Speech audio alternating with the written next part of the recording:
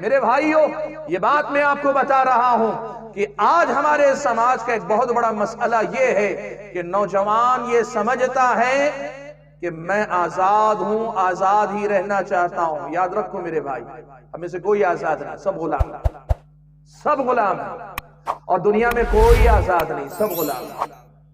آپ اگر سمجھ سکو تو سمجھو اس بات کو، دنیا میں سب غلام ہیں، آپ آزاد نہیں۔ یہ جو دھوکہ ہم اپنے آپ کو دیتے ہیں نا، میں آزاد ہوں، اپنے فیصلے خود لیتا ہوں، اپنی مرضی سے میں جو چاہے کرتا ہوں، حقیقت یہ ہے کہ یہ آپ کی مرضی پوری طرح آپ کی مرضی نہیں ہے۔ آپ اپنے فیصلے نہیں لے رہے ہیں، آپ کے اوپر کسی اور کا دماغ حکومت کر رہا ہے، کوئی اور چیز آپ پر حکومت کر رہا ہے۔ آپ غلام ہیں۔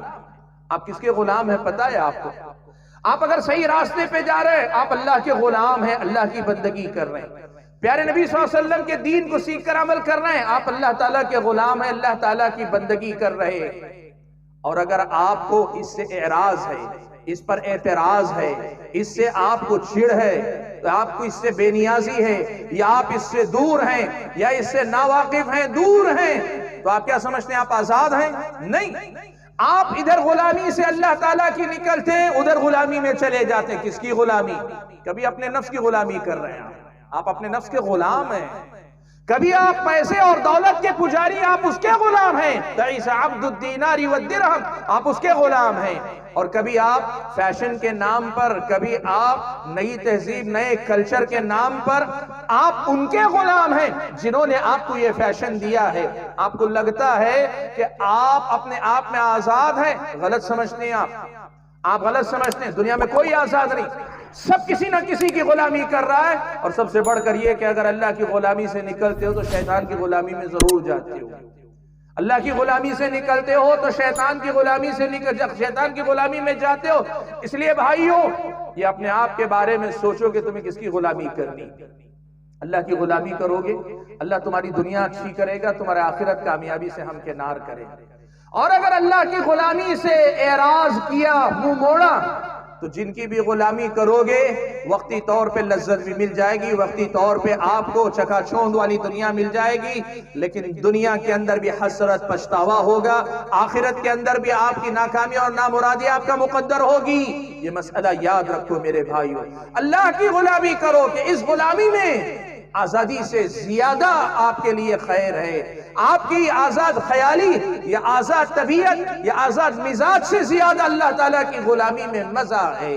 آپ کو پتہ ہے، شاعر نے بڑے پیارے انداز میں بات سمجھائی، کہا وہ ایک سجدہ جسے تو گراں سمجھتا ہے، وہ ایک سجدہ جسے تو گراں سمجھتا ہے، ہزار سجدوں سے دیتا ہے آدمی کو نجات۔ تو ایک سجدہ اللہ کے سامنے کرنے کے لیے تیار نہیں، ایک اللہ کی غلامی کرنے کے لیے تیار نہیں۔ اللہ کے بندے اگر سمجھ سکو تو سمجھو، اگر اللہ کی غلامی میں آ جاؤ گے، ہزار قسم کی غلامیوں سے نجات تمہیں مل جائے گی۔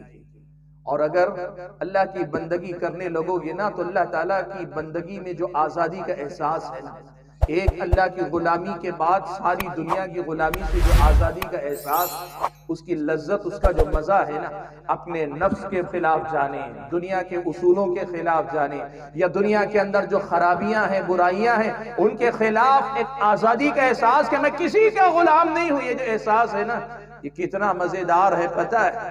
شاعر نے کہا میری مرضی ہوئی گم جب سے تیری مرضی میں، میری مرضی ہوئی گم جب سے تیری مرضی میں، موت میں بھی پائے ہیں میں نے زندگی کے مزے۔ سبحان اللہ۔ میرے بھائیوں، بات جو آپ کے سامنے کہنا چاہتا ہوں وہ یہ کہ آپ اپنے نفس کے خود ذمہ دار ہیں۔ اور مزید ویڈیوز دیکھنے کے لیے ہمارے یوٹیوب چینل کو سبسکرائب کریں، بیل آئیکن دبانا نہ بھولیں، اور شیئر ضرور کریں۔ فجزاکم اللہ خیرا۔